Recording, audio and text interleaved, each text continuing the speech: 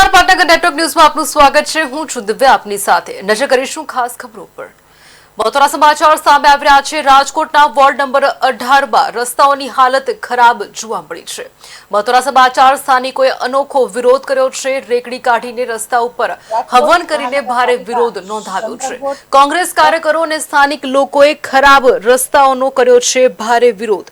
રસ્તાની મરમ્મત કરવાની માંગ પણ કરવામાં આવી છે।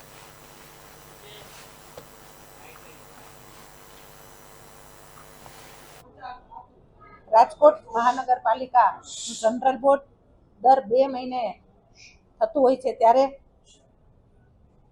પેલા ગત મીટિંગનું રોજ કામ, પછી વંદે માતરમ, પછી જે લોકોએ પ્રશ્નની રજૂઆત કરવાના હોય જેનો ક્રમાંક પહેલો આવેલો હોય એ પ્રશ્નની રજૂઆત કરી શકે। ટોટલ બધા પ્રશ્ન થઈને 32 પ્રશ્ન આપણે રજૂ કરેલા હતા।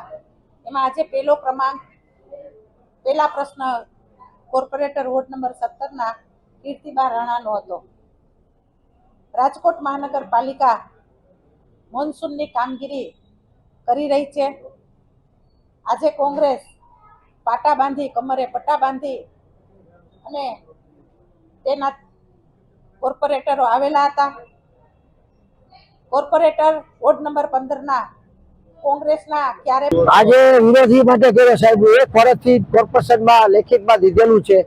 વોર્ડ નંબર 18 માં રેમો પાર્કની બાજુમાં આ સેન્ટર કહેવાય, સ્વામિનારાયણ મંદિર, પછી ડી માર્ગ, શ્રદ્ધા park, Lal Bahadur, Radha Krishna, Vinodnagar, green park. તો આજે ચાલુ વરસાદે ડામર કરી ગયા। ડામર જોઈ ઉખડી ગયો છે। ચારેકો ડીઆઈવાય નું કામ ચાલુ હતું।